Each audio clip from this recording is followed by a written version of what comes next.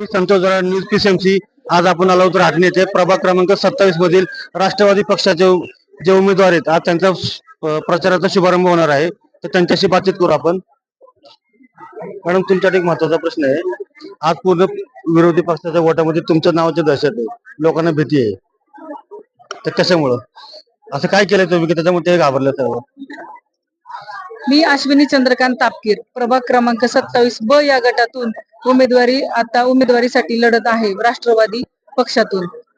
खर तर म्हणजे दहशत नाहीये, माझ्या कामाची दहशत आहे. कारण गेले 9-10 वर्ष झालं मी मागच्या वेळी उमेदवारी नाही मिळाली तर मी घरात नाही बसले, सतत निरंतर काम करत राहिले आणि खर तर हीच ह्या कामाची पोहोच आहे असं मला वाटतं.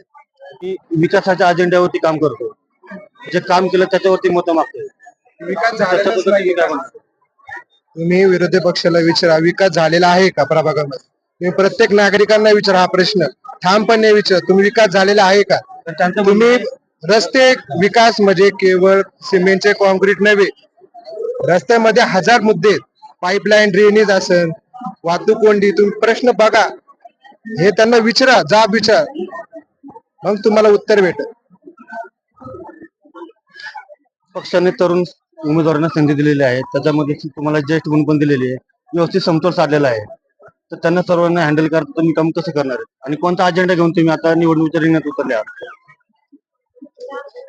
मी सौ अनिता कैलास थोपटे, मी महिलांसाठी काम करणार आहे. महिला सुरक्षा कशा राहतील यासाठी मी काम करणार आहे आणि बचत गटाच्या माध्यमातून त्यांना व्यवसाय कसा मिळेल हे मी पाहणार आहे. धन्यवाद. तुमच्या प्रवर्गामध्ये सर्वात जास्त स्पर्धा होती. एवढ्या सर्व उमेदवारांना डावलून तुम्हाला पक्षाने संधी दिलेली आहे. तर त्या संधीचं तुम्ही कसं करणार आहात, त्यासाठी काय करणार आहात, कोणते विजन तुम्ही घेतले?